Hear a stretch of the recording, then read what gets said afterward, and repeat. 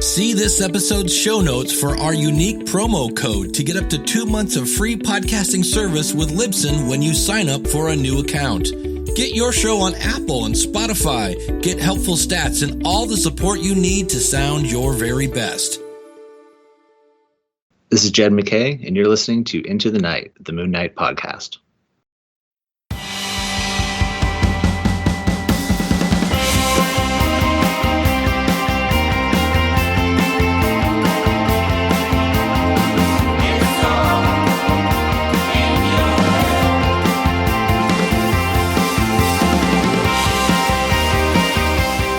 Welcome back, Looney listeners, listening to Into the Night, the Moon Knight podcast. I'm one of your hosts, Ray, and joining me as always, Rebecca. How you going? I'm all right, surviving. How are you doing? Haven't seen you for a while, like the Captain America t-shirt. Thank you. Yeah, I've been okay. I'm a little bit worried as we speak here, Rebecca. There's a bit of a lag, but I'm to just pretend that nothing happens and carry on. Yeah. But yeah, other than that, no, been good. My sister, she's just left back from Melbourne with her little daughter. So they stayed with us for a couple of weeks, that was a lot of fun. Yeah, it was always good to have them over. So we're going to be welcoming parents over soon in, I think, 10 days. So yeah, busy and fun household. Wow, and this is all before Christmas. Yeah. We like to get in early, you know. But how about yourself? Yeah. I know that things have been a slog. Really crazy at work. Yeah. So, but I have a week off soon, so building towards that. Excellent. Nice to recharge. I mean, as we record now, we've actually got a long weekend. So one of those kind of innocuous, like Labor Day, you know, back in the 1920s, you know, labor. I know. People working decided to call one day a public holiday, and it's carried on since. So, yeah, so good for them. Good for them. Also, as well, just to put a bit of context, a bit of historic context, Rebecca, it's grand weekend here in Australia. So the National Rugby League, it's all guns. They're playing as we speak. I don't because my team came dead last again this year. Your team doesn't have much luck, I'm afraid. Yeah. No, we have the unenviable title of Woodstones for the last 3 years. So that's the only way is up, right? Anyway. Well, that's what I keep on saying every year, but somehow we managed to outdo ourselves again. To get this, look, sorry, listeners. Get this, Rebecca. I think one of the times we came last, right, out of a 16-team competition, and said, things can only go up. They added another team, 17 teams now, and we came last again. So it's like we've actually gone worse this time. Oh my god! I mean, it was a challenge to things can't get worse, right? Exactly. But anyway, listeners, we're not here to talk about sports. Rebecca and I, again, we are kind of catching up, so to speak, with a couple of issues. Now, Rebecca, we are missing one other issue, which I hope we'll cover soon. It's the annual.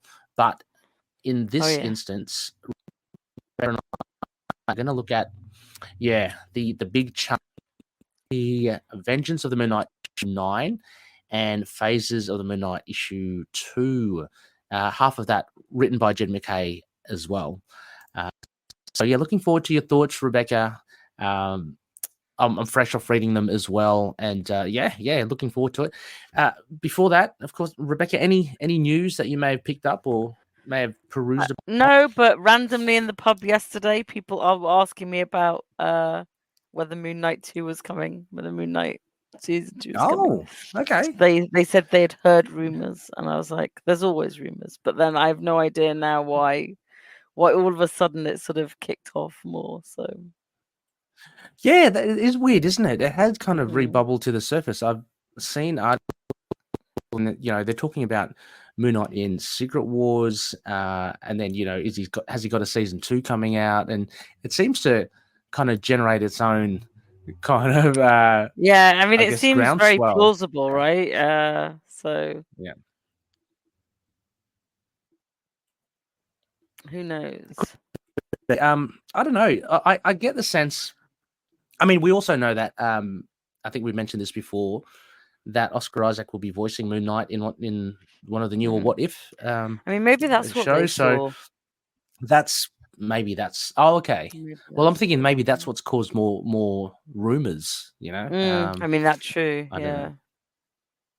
Yeah, something in my gut tells me that Oscar Isaac's just happy to have done this complete kind of separate package that is Moon Knight for the MCU, and I think he's happy with that. But we'll see. Depends if they come up with a good enough story. But yeah, I'd like to see him back again, obviously. But yeah. Anyway, Rebecca, I think we do have a few. So we've got as the 2 issues, as I mentioned, Phases of the Moon Knight has two stories within that. So are you up for making a journey to do some Moonshine reviews? Let's do it.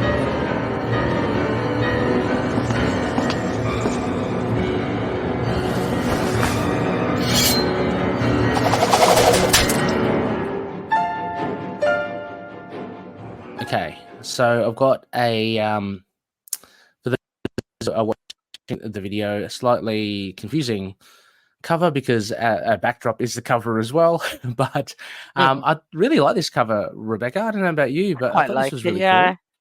It's kind of looks like he's been put on ice or something, which makes me laugh a bit.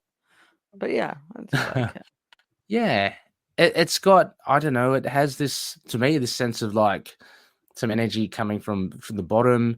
I'm assuming it's meant to be the shrouds, dark force energy, dark force, Night, but but a really cool cover. If we go to, so this issue, Vengeance of the Moon Knight, issue 9, is the killing of Moon Knight, and writer Jed MacKay. We've got a different artist, who I think, Rebecca, have they done it? The name Semi looks familiar. So, yeah, it seems Devmalya, Pramanik. Yeah, really cool art. Rachelle Rosenberg, VC's Cory, Petit. The cover artist was David Paratore, and there's a Godzilla cover by Torin Clark. So go hunt that down. It's just funny. Pretty big Godzilla fan. But yeah, it's of course Devin Lewis, who's been taking the reins for some while now. Yeah, now, Rebecca, I guess. As well. Yeah. Well, I thought in a nutshell, like, how would you kind of summarize what really happened in this issue, and what did you make of it? Well, how would I summarize it with full spoilers? Moon Knight. Full spoilers, of course. Sorry, yes, full spoilers. Mark gets around KHONSHU's demand that he kill the false Moon Knight by doing the old "your heart stopped and we had to resurrect you." But that's, I mean, that's about it, isn't it? Yeah, I mean that's basically it. I don't know. I mean, it's a very letter of the law thing, which seems fine, but like usually, I mean, it's fine. It's fine. It tidies up a loose end. It ties up a loose end. I like how it was done. I mean, I did like the comic generally. I like Mark's conversation with Max. I liked KHONSHU being demanding. I like Mark trying not to obey KHONSHU again, being a bit more smart about it. I loved all the stuff about how he made this deal to save Reese's life. Like that coming back, that this was, but then also the reminders of KHONSHU that you also owe them for getting you out of this prison. I mean, I thought it was interesting. I mean, I thought I don't know if it needed tidying up, but the fact that it was done and we get this sort of new status between Mark and KHONSHU where, I mean, it's not new. There's a little bit of antagonistic respect there. I I liked Mark in the bar with no name. That was great. Sort of. Oh yeah. I think it does go back to themes from the very early stage of the run, which is about sort of what people think about you and what people believe about you is as important as the actual fact. So, like when we said like Stained Glass Scarlet has become this kind of mythological figure now, which then, so like the idea that pinning the Shroud's Moon Knight suit to the wall in the bar with no name is effectively killing him. I like that. So I like that more than I like necessarily the sort of putting things out, putting the cards in order to make it happen. I like that theme that, like, like if people believe that's Moon Knight, then that is Moon Knight, whether it is or not. So I thought that was kind of an interesting thing. Yeah, that was that's a interesting kind of point that you raised as well. I hadn't considered that. There definitely was. I mean, I think what Jed does best, and I'm sure we've said this over and over again, is not every issue that he does right, but there are certain stories that he does where the concept of the story is really simple. Like there's nothing really much to it, right? And as you said, as you pointed out and you summarized it, it was the old, I got a technicality to kill him, but it stopped his heart. We've seen that before. I think what Jed does, he does it really well. I think he wraps it around some really great interactions between the characters. And as you say, he touches upon themes through their conversations that kind of are thematic. And there was that. Let me just go through it. I'm going to flick through it. We do have some visuals. I'm not going to go through. We aren't going to go through every single page, but there was the chat with the Shroud. I found it really cool. I mean, number one, I think the cool thing about this was the Shroud had pretty much given up, right? And then Mark is still hell bent on killing him. And so as a reader, you're going, wow, where's his kind of empathy? Like he's pretty full on, right? But he obviously has a plan. He cannot escape KHONSHU, so he has to satiate KHONSHU's wishes or whatever. So he's got this plan, but on the outside, when he's talking to the Shroud, it's like, wow, he's been really tough on him. He's out there to kill him.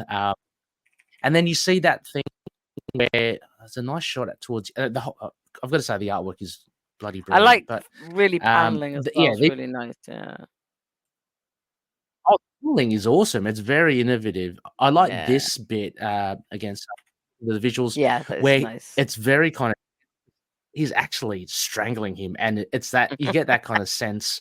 I don't know, even in the cinemas where it kind of goes slowly closer and closer, and you're seeing the life being strangled out of the guy. And then a great hero shot here. Hunter's Moon on top of an excavator of all things. I love that, yeah. But it's done, brother. He's dead. But yeah, I've got to backtrack a bit. I've got to say, Rebecca, the art here, I was really happy with. Yeah. Oh, look at that. I don't know. To me, there's almost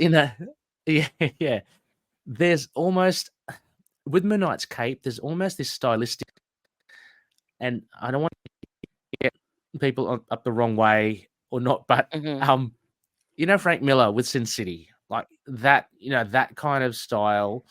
I don't know with the lines. Like if you look here in the bottom left, and it happens again with the cape.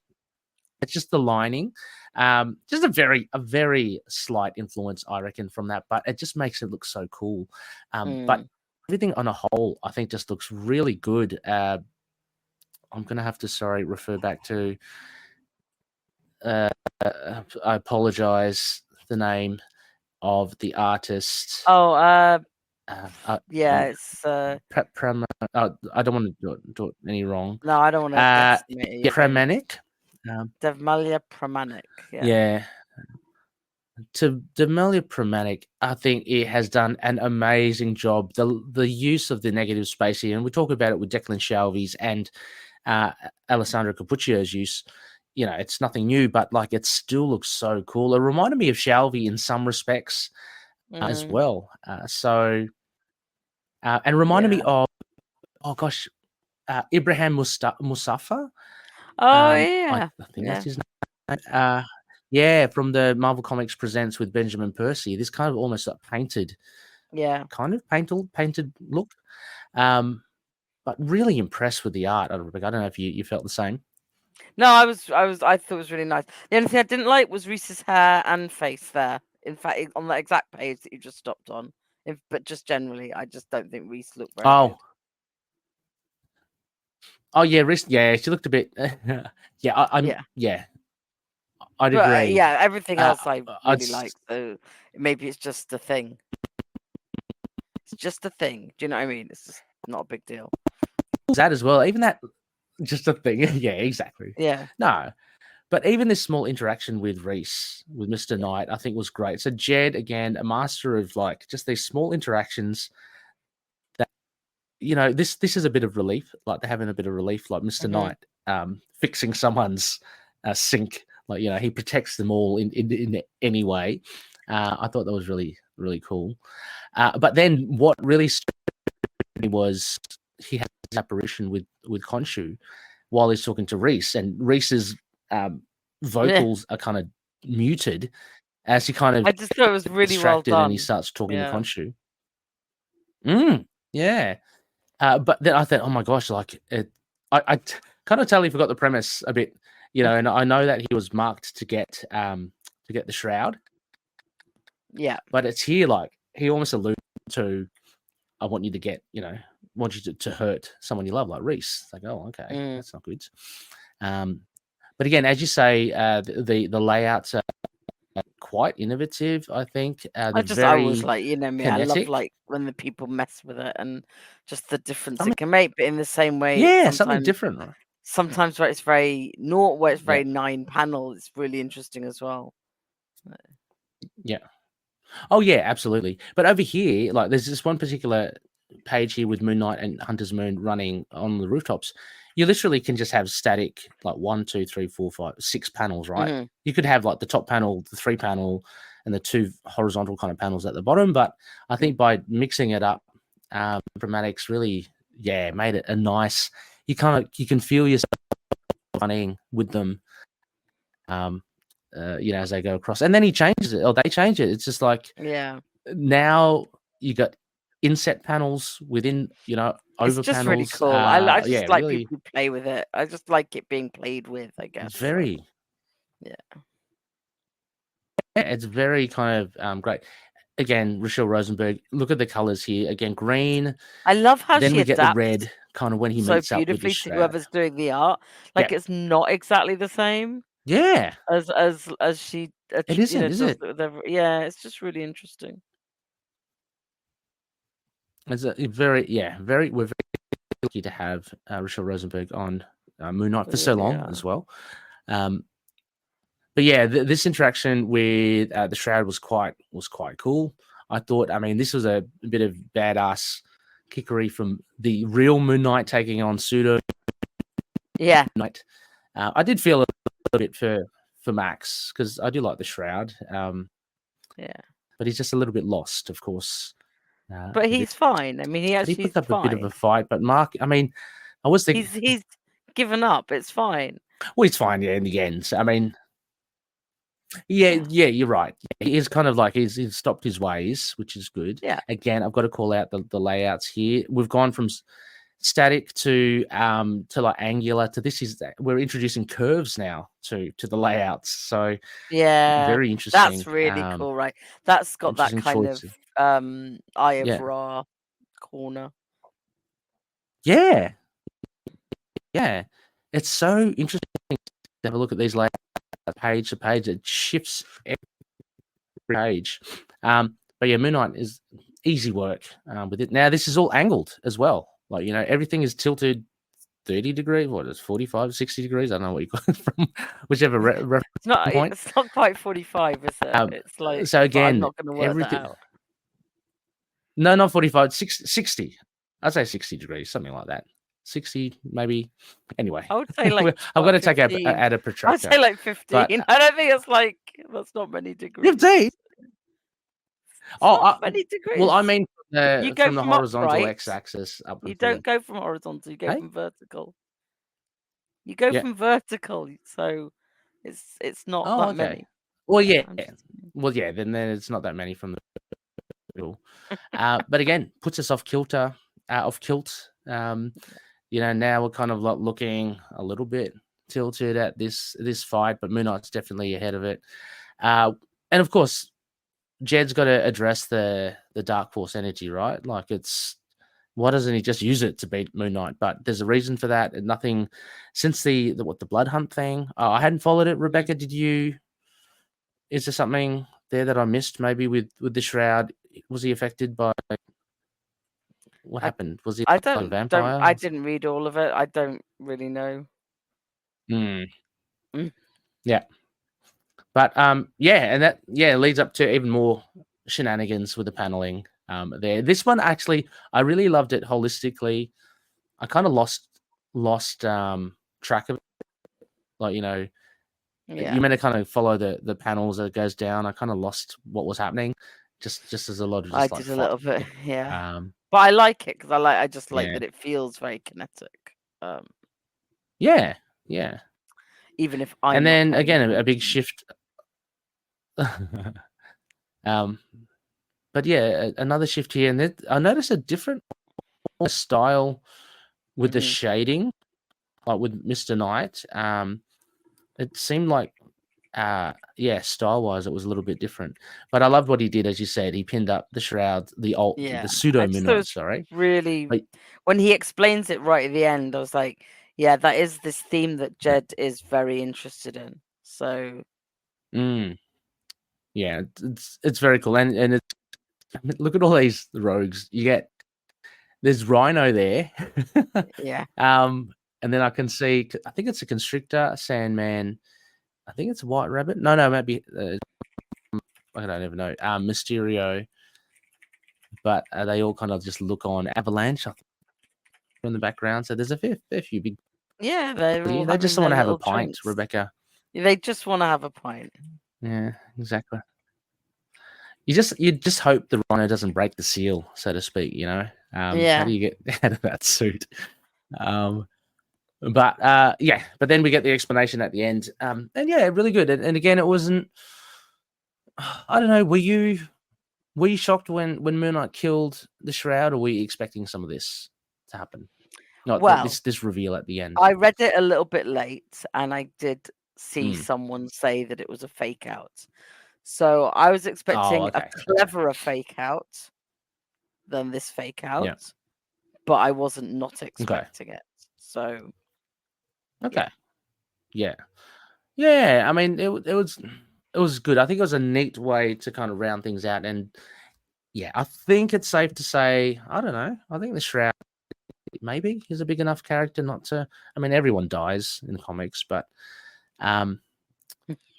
you wouldn't want like Moon Knight to be so cold-blooded and just full on killed him. So was that? Yeah. No, I was just laughing at the way you said it. And then and then finally, again, we come back to. Is this the last issue of Vengeance, Rebecca? It is, isn't it? Yeah. Because I thought, obviously, because we come back to the chair, but it's not KHONSHU now. At the back, the statue. It's actually Moon Knight. He's got himself a statue of himself. Oh yeah. Is that not? That's kind of like a heralding. Is that not what they did when he was missing, aka dead? Oh, maybe. I don't may not have picked it up back then. I just have a feeling that maybe that's, but I don't remember. Someone will tell us, right? Someone will pull us up on it as well. It seems. I mean, I'll probably open it up after we finish talking, but I don't really remember. Yeah.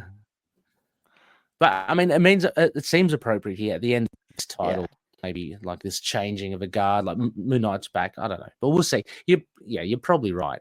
But yeah, that was pretty cool. Like, what did you make overall of this one, Vengeance of the Moon Knight issue 9. I enjoyed it. It was tidying up something I'd kind of forgotten about. Like as we know, when I did my review of 8, I was like, "What do you mean he has to kill Moon Knight?" And then it became obvious because like Blood Hunt and stuff like that. And I read Jed's note at the end, which was interesting, saying that this was all when he was working out that Blood Hunt would actually tie up with some stuff he wanted to do in Moon Knight quite well, but Blood Hunt made me kind of forget about the Shroud a little bit. But no, I liked it. It was good ending. Ready for the next one. Cool. Well, I mean, if we give her like a market, so it leads us into the Fist of Moon Knight, Fist of KHONSHU, sorry. So that comes out again as we're recording now in about a week. So again, the Moon Knight tap is ever flowing, so that's great. Yeah. But yeah, out of what would you give this out of moon rating wise? 8.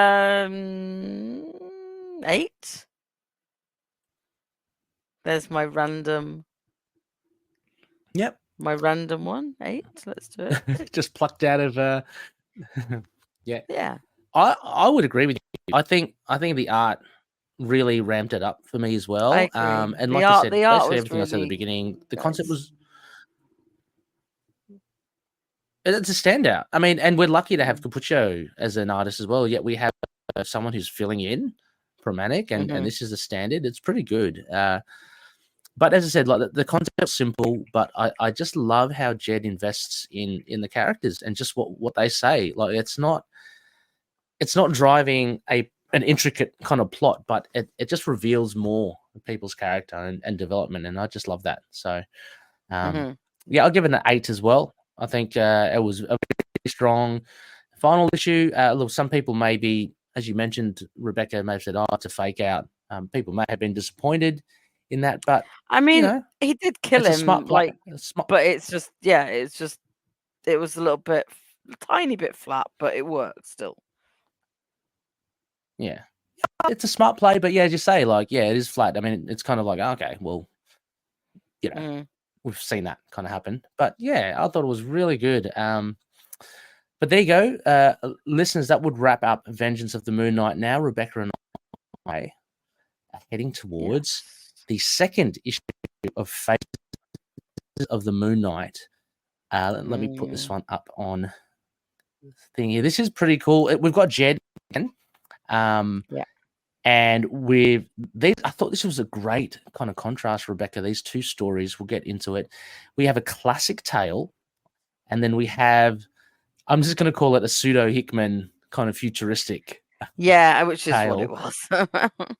Yeah, but I think it was way better than Hickman's. I'm sorry to say, but from Declan and Shalvey. So yeah, Phases of the Moon Knight. Previously, we got Benjamin Percy, and we got Erica Schultz, of course, with the first two, which was great. So over here, as I mentioned, Nighttime in the City, Jed MacKay and Jorge Fornés, another fantastic artist. Love his art. And Loughridge as well. I mean, Loughridge has been around the traps too. Yeah. And Ekleipsis by Declan Shalvey, Eder Messias, and Yen Nitro's the color artist. Yeah, awesome name. Yen Nitro. Sounds like a supervillain, Rebecca. It's a little bit Yen Nitro. Yeah, that's pretty good. But okay, so Rebecca, I threw you in to the Lion's Den with the first one with the summary. How about I'll do the first one summary. Do you want to do the second one summary? And then we can talk about first impressions. So Nighttime in the City is basically Jed MacKay's, again, spoiler-filled, is Jed MacKay's love letter to Doug Mensch, I think, and Bill Sienkiewicz. Yeah, that's pretty much a love letter at the end of it. Very much. Yeah, absolutely. But it was just fantastically done. For anyone that has read, the 80s comic, the early 80s comic, read the magazines, the Hulk magazines with Moon Knight, you kind of get a sense of what this is. Anyway, Red so it Marvel includes a UK. classic Red Marvel UK, yes, of course, yes. It Yes. is digging, again, signature Jed, digging into a classic character, Night Raven, I think that was the name. Very classic pulpy hero, anti-hero. And anyway, Moon Knight somehow catches up with him. He's a serial killer killing surgeons and such. And we get I guess a little bit of a history in Night Raven, but also the parallels between Night Raven and Moon Knight. All done once they fight, and Moon Knight is in pursuit. So that's nighttime in the city. But Rebecca, how about Ekleipsis? I don't even know how to explain it. Here we go. My God, sorry, I can't read it from your screen. I have to look up. Wow, I was like, I don't know how to summarize it. It's futuristic. It's about the followers of Moon Knight in the future and how he now they kind of want to sacrifice him, and because of the eclipse is coming, and so there'll be like lots of night. I don't know. I don't have a strong feeling for this one, so it's hard for me to summarize off the cuff. Okay. Unless you read the summary in the comic, but there wasn't really one, was there? No, not really. But was it? I maybe mistook it. Was it like the end of the moon? Like not only just an eclipse, or maybe it was an eclipse for a long amount of time. I don't know. I felt a little bit like I felt about Hickman's towards it. I know I kind of turn off a bit when I hear Shalvey a little bit. But yes, maybe that's what it's about. The end of the moon, the final eclipse. Yeah, what it was means for Moon Knight. The final eclipse. And as you say, Rebecca, I think to KHONSHU, they have this grand idea that Moon Knight has to be killed or sacrificed. For this, and we get introduced to this futuristic Moon Knight soul. And and there are little kind of tidbits, like futuristic things, like he's in like suspended animation or something, and he's being repaired upon, and it's like the computer saying you're 16, you need 16 more hours to fully repair, and he's asked stuff that I'm going to go out still and fight. So there's all that sort of stuff. I didn't really understand. It would be interesting to know. Anyway, sorry. Before we get into that, though, Rebecca. So overall impressions for the first one for you? Loved it. I just loved it. Yeah. The art's incredible. The story, I love Night Raven. Like, I love having Frenchie back, even if it's just for this. Yes. I think it's an interesting question of morality and consequences, but one that you don't get very often in comics, because you can't do this kind of like, oh, I didn't kill this person, so all these other, it's just comics can't sustain that, because then these people would be kind of either turn into serial killers or just be frozen in it leaves us without a conclusion for Mark. Like, what's he gonna do? Like, they're kind of discussing, is he gonna kill the guy? But kind of maybe implies he is. But I love seeing Grant Manor again. I mean, it's a lot of stuff we've not had for a long time, right? I just loved it. The color's amazing. Going for that old sort of the colors are great tones and stuff.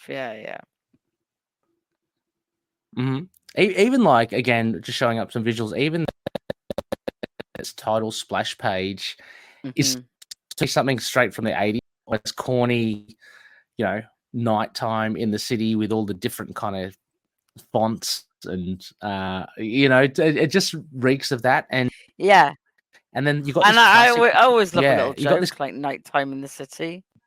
like like Silent Night. They're all fun, exactly. right? All the sort of little plays on it. Yeah, it's always fun. Yeah, all tongue in cheek. But the artist, Jorge, Fornés really captures the classic looking Moon Knight here. Like even like the pose and obviously the costumes, but everything reeks of this is like classic Volume 1 stuff. And you're right. I think the themes here again. I mean, they're not you associate them with other things you've seen, but this whole thing about what does it goes with Spider-Man and Batman where they say, oh look, if you let that villain go, if you go put him in jail, he'll just go out again and commit more crimes. So this is what's happening here. So the Night Raven had let one of the surgeons go that was doing devious things. And so over the years, he sustained himself. He killed all the other ones, and he left this one surgeon alive. Biggest mistake, biggest kind of albatross on his neck. But it's just like it's like his interpretation of it is that's allowed all these other people to do it. I don't know. It's tricky. Yeah, absolutely, it's tricky. Like he's it's kind of like almost that preemptive. But I do think it's another little look at like mental health of superheroes. Like how much do you let that plague you? Yes. Showing us that the superheroes that we classify as having mental health issues is should maybe be wider. Like they all kind of, and that's another Jed thing about like how does that sort of heroism like impact you mentally? These are, I mean, it's great like issues bubbling under the surface here that Jed really kind of touches upon, and it's it's amazing. And the thing is, like you said, a lot of things I really loved because a lot of things were left up in the air here, like tracking actually even forward towards the end where Night Raven shows his face, and you get that almost Seven moment where you don't see anything, you're just left to contemplate what is Moon Knight looking at, and because he just goes, oh good lord. And again, you get that almost like newspaper quality with the pages because you can see the texture and the flex and stuff. But it's that sort of thing where things are left up in the air. He, as I said, he wanted to follow through the decades, killing these people associated with this surgeon. But again, you're wondering, he makes mention of these battles and dates that are in the 20s. So like, how is he still alive? And there's also this other thing about Moon Knight going, this is really cool. And at the beginning, he goes, I hit you, almost out of like kind of surprise, just going, why aren't you falling down? Like he goes, hit you, why won't you stay down? So even Moon Knight is wondering, what is it with this guy? And we never know. Well, we never know. Unless I mean, Rebecca, unless can you tell me more about Night Raven? I know he's got a very, very scarred. He's very scarred. Okay. Oh, okay. So that's and do I know what I mean? It's a long time since I've read Night Raven. Always known for wearing his mask. Yeah. I think he was quite long lived, but not like that kind of. He has healing, but he's immune to drugs, maybe. Okay. Yeah. No, apparently it is implied that he can't die and he's immortal. Wow. Yeah. And he's just seems super strong and durable. I mean, he's strong, he's healing, and I think he's immune to some chemicals, but I don't remember which or entirely why. Okay. And but I remember coming up reading Night Raven, he was better than Batman. He was the kick-ass character. Really? You'd want to be. Yeah. I love hearing Rebecca. I know you love hearing that word. Not that word, no. That is better then. And he did the branding thing. Is that on point? I don't Is that a remember. Jed I thing? don't. I'm Okay. guessing it probably is, knowing Jed, and also because that's got that tie into when Mark did it. Yeah. But that's exactly what I was thinking of. Like when he was showing it, I'm thinking, Moon Knight, he does the same thing, or he's going to do the same thing. That sort of stuff. But I absolutely love this as well. I thought it was just, it had everything that you'd love about Volume 1. For those really purist fans that have never deviated from this street level Moon Knight and, there's too much Egyptian stuff and too much DID stuff. Mm-hmm. This really does kind of sing to that kind of just bare bones, street level. I'm chasing a criminal. Let's go get him. It's just cool. But there's like something a little bit off. Like, he's fighting like Commodore. It's a Commodore planet. So someone's weird. He always ends up with someone weird. He does. So great. And the like he gets stuck. Well, he does most of the time, but he gets stuck with a guy who has hundreds of pet rats. He's got what's his name, Morpheus. He does get a lot of weirdos. He gets the worst luck. But even this page here, Rebecca, look at this. You could pretty much say this is from the 1980s, can't you? It's gorgeous. Like even the sound effects, and again, it's just the texture and the inking really does look like classic stuff. So, they've done a really nice job. Yeah. Before we go into the next one to talk about that a little bit more, shall we give a rating for this? I give it a 9. I loved it. What did you make of? Yep. I'm not just following you. I totally agree. This out of the two reads for this episode, I think this stand out for me. Everything, I just it's just really nice to say. And Frenchie, even with his Frenchie Moon Knight hat, pilot hat. I mean, I like that. I like his it's got Frenchie everything. Mooney hat. So exactly. I'd give it a 9 as well. It's a very strong issue in this 2-part whatever you call anthology. So now, Rebecca, we jump to Ekleipsis, the year 2846. I think it's fair to say, Rebecca, you and I will not be around when this year... No, but it's like that is a caption that will always turn me off a little bit. The year 2846. I'm like, I just don't care. Like, okay, let's go for it. Like, why not? Okay, yeah. Well, that was the first thing I saw that. I was thinking Hickman straight away. But I thought the art here was quite nice as well. Look, I think the art's great. I think it's an interesting idea. I have too many issues with like this kind of level of futurism, like that the city still looks like a city. Our whole world will be like doomed to climate change by then. Like, and it's in some way a very optimistic view. But I do think I think it's interesting. I do agree it made more sense than the Hickman one, despite me not being able to summarize it. The art is great. The art is truly great.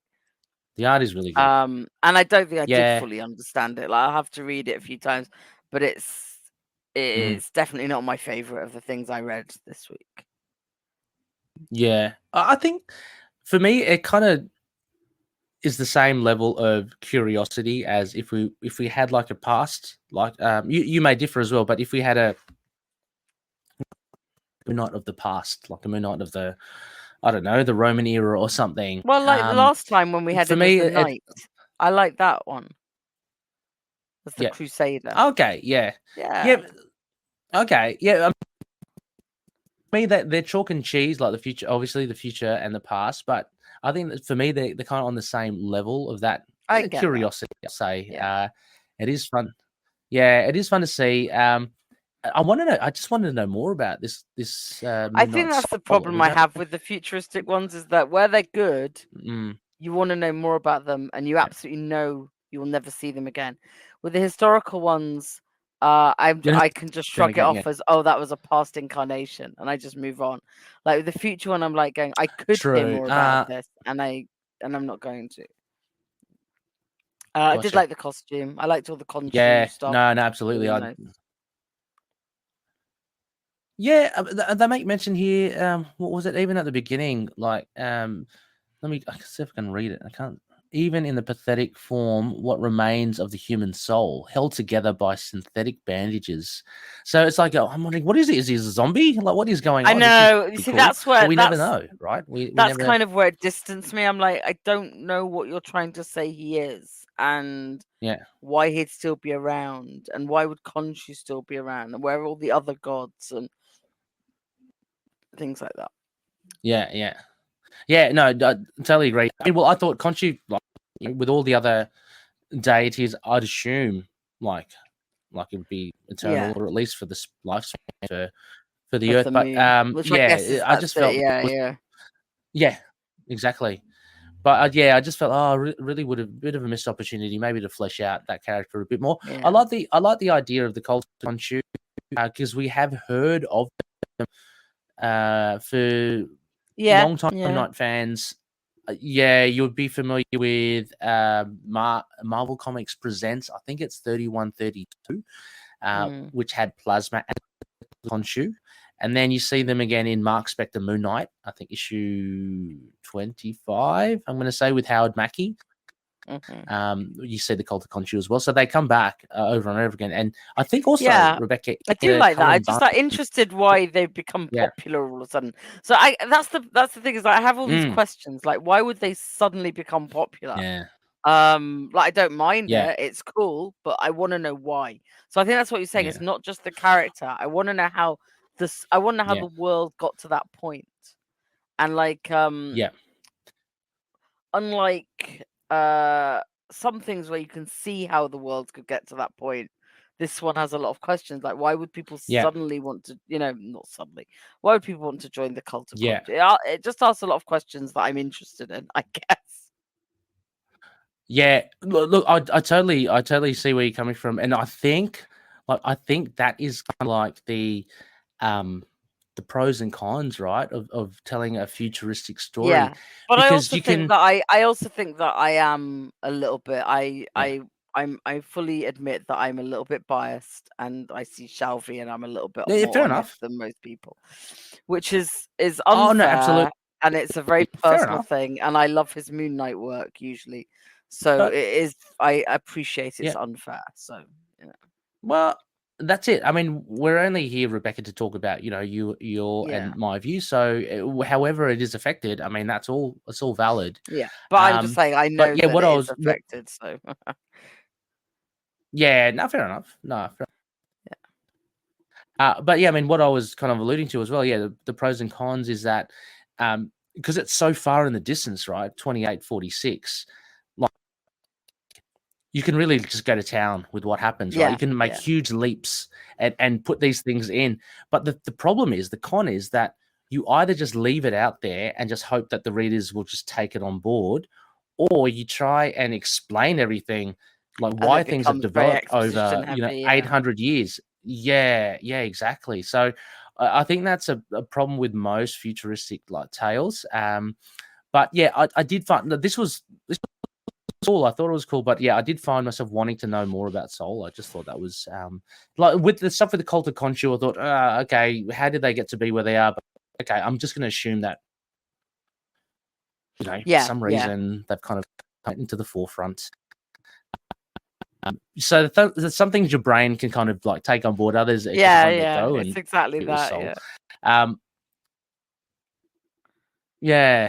But again, I mean, going back to the artwork was really beautiful. Again, the costumes are Soul with the bandages. It's very, really nice. Very like leading into the mummifications and all that. So, but then you get some kind of juxtaposition of, because it just mentions, I think just there, is it just one of these early pages? It talks about a sarcophagus, like very old school, right? And then you get flipped to this, which is in some sort of cryogenic, futuristic Yeah. energy bubble. So it's like, oh, so this is the futuristic sarcophagus. That's awesome. Oh, yeah, sarcophagus deactivated. So I thought that was a really fun like mishmash that Shalvey did to like a new take on the old themes. But then I thought this was just pretty cool. Like this whole vulnerability thing, like, oh, you're not ready. Like it's a kind of thing like with Tony Stark, Rebecca, and Iron Man. The suit is only at 10% capacity. Stop it. Let's take on these baddies, you know? Yeah. I think this was very much the same. Yeah, like you're injured, you can't possibly. I've got to do it. I'm a hero. So off he goes. And yeah, I thought this was really cool. They're all cawing, like caw at him. It's kind of make it a little bit freaky, a little bit like Ultron-esque, I thought. But, and it's also to me, it's also a reminder that KHONSHU has that bird skull every time I see birds generally. Yes. Yeah. So that's very, very cool. A nice little touch there as well. We get a little play here, a little play with the layouts as we go further on. It's starting to shift. Like it's really weird. It's not as kind of progressive. Yeah, but I don't think it is as progressive as Pramanik's, because it just changes from static to far. Yeah, but it's still pretty interesting. I love the fact that this reminded me of Aliens, Rebecca, just when Ripley hits the button and the Queen goes flying into space. Sol does the same thing, but he takes out all the KHONSHU with him. Yeah. And that was quite cool. I mean, he's almost had it like a death wish. But then they land on the moon or something, and they still keep on fighting. Like I thought that was the end. I thought that was the end, but obviously that's not enough to kill them by being ejected into deep space. Yeah.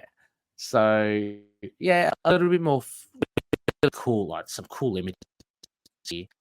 I love it how he slashes with staff or whatever, and kind of get the crescent moon. And then that's really cool. Rebecca, you're right. It seems like it's an eclipse. Yeah. So I think it's like the moon's not going away. I think there might be like a long time. I'm very confused about that. And I'm just confused about why they want to. Yeah, there's a few things, but generally like it. Yeah, that was a little bit confusing, right? Yeah. Yeah. So, and then on top of that, right? So if this lunar eclipse, if it is, it says eclipse. If it's a lunar eclipse, how come it powers Moon Knight's soul back up? It's like life. Is it life signs at acceptable levels? And then KHONSHU talks about how we're travelers. Is it not just the moon blocking the sun? I think it's the moon blocking the sun. Okay. So it's a solar eclipse, not a lunar eclipse. But then the moon is still there, though. Like they were. Yeah, but they were talking about going away, so I don't understand. I don't like really what's understand what is going. Maybe I lied. I do not understand. I mean, listeners, please, call me out. Tell us what idiots. Explain from what I thought. Yeah, tell us what idiots, please, because from what I gathered, the moon was going away, whatever. So that's why they had to sacrifice Moon Knight, and then this eclipse happens with, I'm assuming, well, Rebecca, as you wrote, that's a sun, but something to do with the moon. But that powers Moon Knight now. Like, is there another? Is there a second eclipse? Anyway, let us know.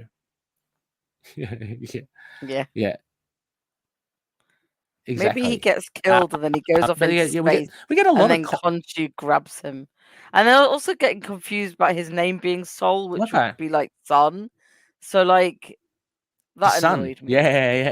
Yeah. Like every time he called him Sol, it's like, is he talking to the sun or is he talking to this Moon Knight? And if he's talking to this Moon Knight, why is the Moon Knight's name Sol? Like, but anyway. Yeah. Actually, I think I got it, Rebecca. I think maybe you're right. I think. I don't know. No, maybe I haven't. I think he did die, and I think KHONSHU brought him back. I think that's the whole idea. I think that's you were reborn by the Forever Night. Yeah. Yeah. Okay. So the sun was eclipsed, which actually powers up all the moon of the night. Okay. Yeah. The moon. Right. Whatever. Okay. Yeah. Well, yeah. That was. What do you? I know that this wasn't your favorite, but what would you give this Ekleipsis by Shalvey and I forgot. Look, it's Jorge. Is it unfair Jorge? Yeah, because I Fornés, think the art's really good, and I don't think it's bad Oh, it's not Jorge. story, Yeah. but I think I'm Yeah. 6.5 because I didn't understand it 6.5. clearly. Okay. Yeah. Why do you think I was going to go Yes. worse? Eder Messias. Yeah. Oh. No, because I think the art's great, and I think on the whole, I enjoyed the vibes of it. I just clearly didn't get it. Like, it didn't understand it, and then that means there was a problem with it for me. So, yeah, I tend to. what are you giving it, matey? I tend to think. Was thinking about a 7, maybe a little bit more. Yeah, because I really almost did, went 7. So, but you're right. Yeah, but I'm with you. Like a lot of futures. I'm now thinking about it, a lot of futuristic stories. That's why I hardly ever read 2099 titles. I wasn't really into them. I but yeah, a lot of the flick in and out futuristic of them. ones. So, Yeah, there are a lot of questions. mm-hmm. Yeah. So I think maybe a 7 is pretty decent. The art was great. Eder Messias, I think did a really great job. The design of Soul Moon Knight is pretty cool. Yeah. As well as the Cult of Khonshu. But yeah, there's always this level of what is going on in the future. Yeah. Futuristic stories. And why is it so hard to make it understandable? Like, I don't know. Yeah. But I mean, I did really enjoy it. I think Shalvey does. As a writer, he started out as an artist. I do like the vibes well for it, as a though. writer. So there's a vibe thing, yeah. So yeah, interesting to see if it will gain traction. If the look of Moon Knight, generally, that's remember Arachnite, Rebecca? That really got popular, didn't it? We need more Arachnite. And if I was doing these, there'd be more Arachnite. We love him. Yeah. How cool is that? Like just one issue, and it kind of spawned a Funko Pop and everything. So you never know. So maybe Soul will get his one issue, due. wasn't it? Wasn't there? Was it? I can't. There was like a mini. Oh yeah, maybe 2 or 3 or something. Yeah. I mean, he was only the focus of one. Yeah. Oh yes, yeah. You know what I'm saying. So yeah. So 6.75 average for this this last one between Rebecca and myself. It's fair. The next issue looks pretty cool, Rebecca. What's going on? I love the look of the Sailor Moon Knight. Yes, come on, we've needed it for a long time. I cannot. Yeah, there's that link. So it's going to be amazing. I don't know. I can't wait, and I have no idea what the other one at the back is. Is it almost like a but that looks great. Moon Knight or something? I don't know. He looks like green Moon Knight. Yeah, who knows? It's gonna be amazing. Green Moon Knight, the off moon. But yeah, there you go, listeners. I think let me have a quick little. It was that much by way of group stuff. Responses. I think Mario did send something in. Let me just double check for a minute if you don't mind. No, here we go. Where are my groups? Here. I should have prepared this earlier. But anyway, these are quotation marks. This is feedback. Is there nothing, Rebecca? I thought there was. Your internet's probably quicker than mine. Oh, look. I didn't look. I don't know why mine is so slow tonight. Let me have a quick look then. No? I'm having a look. No, it's all right. Waiting for you. Yeah, I'll just... Into the night. Let's have a quick look. Okay, sorry. No, yeah, no. I mean, you'd be waiting, but this is all. I don't think there is anything, and if there is, I am sure that have you got one?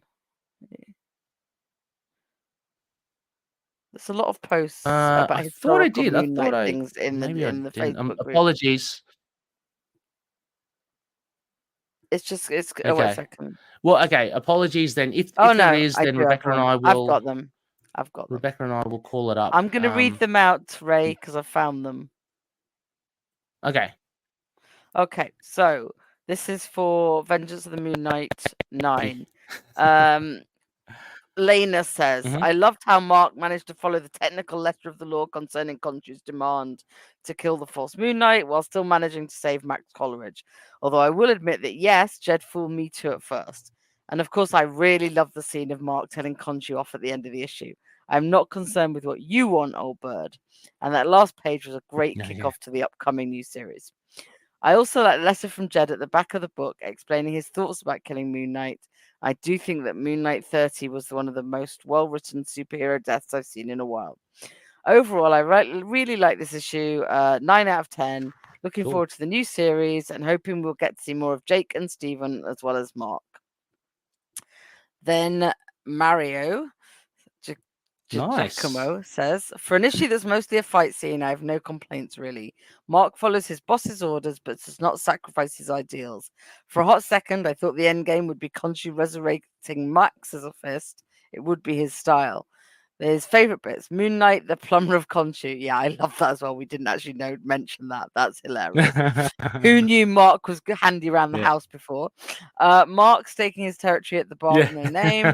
And of course, long live Moon Knight. Bring on the new series. P.S. Is it me or there are an awful lot of Spider-Man villains at the bar this time?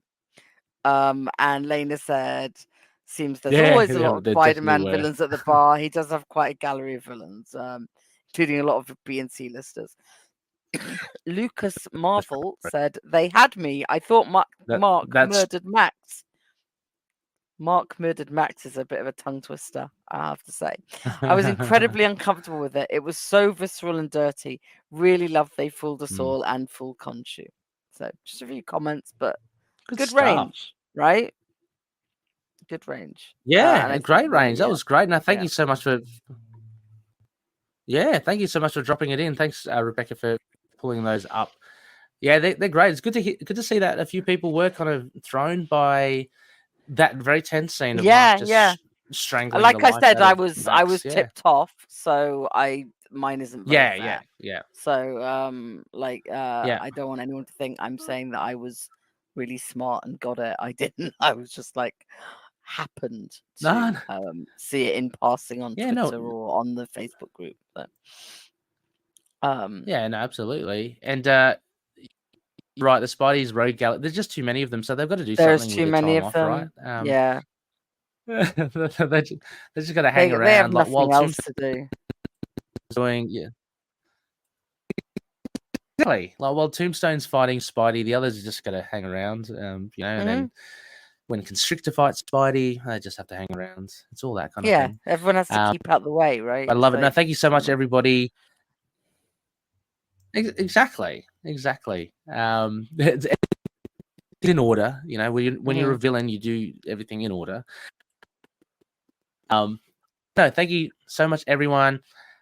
Rebecca, I think that pretty much wraps us for this episode. I'm very happy with it. We do still have the Moon Knight annual to go through, and it looks like we'll have Fist of KHONSHU coming out very soon as well. So we've got to stay on our toes for that one. Yeah, we'll be better. Yeah, we'll get there. As always, we'll get there. We are getting there, which is great, and I'm glad to see that there's so many loonies so keen on just this avalanche of Moon Knight stuff. I know it's incredible, right? And we've got even more coming, and I'm looking forward to the new one. I'm really looking forward to Fist of KHONSHU. I'm looking forward to his tease about things that people didn't pick up on. So we will. Me too. And again, like apologies. Rebecca and I haven't been as frequent as we like to, but it's just the moment. We're both busy with schedules, so it's just hard to tee things up. But we certainly do love reconvening and chatting Moon Knight with everyone and hearing your results as well, your feedback as well. Rebecca, before we go, Spectacle, anything you'd like to give a shout out to? You finished up with the DCU. That's done, right? Yeah, well, we've finished up for now.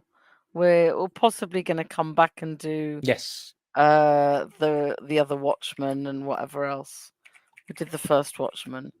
Nice. So we'll see. But for now, that's it. Yeah, I haven't been doing anything. Yeah, cool. Nice. Go to the theatre a lot and love cinema coming up. So.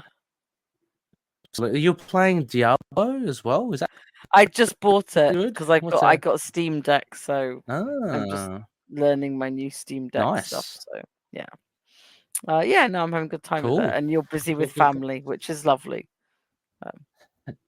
Yeah, busy with family. But we'll be releasing. I've still got I've got an episode of Predator and Prey up my sleeve. I've got a release as well, so that will be coming out around the same time the episode comes out, which is pretty cool.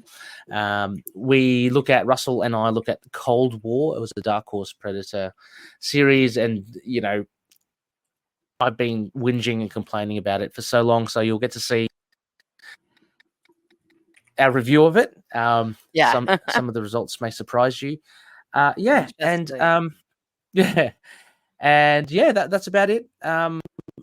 Listeners, it's been fantastic as well. Let us know what you think. I want to hear more of you about these issues on Discord or any of our social media platforms. But Rebecca, as always, it's been an absolute pleasure. Thank you. Yes, it's been really nice to catch up as well. So, and we'll do it again. Always. And we'll absolutely do it again. And those loonies, as we always say, may KHONSHU watch over the denizens of the night. Catch you later. Bye. Moon Knight and affiliated characters, stories and events are properties of Marvel Characters Incorporated. Materials used and discussed within the podcast are intended for critique and review purposes only under the fair dealing concept of the current Copyright Act. The views, information, or opinions expressed during the podcast are solely those of the individuals involved and do not necessarily represent those of the copyright owners.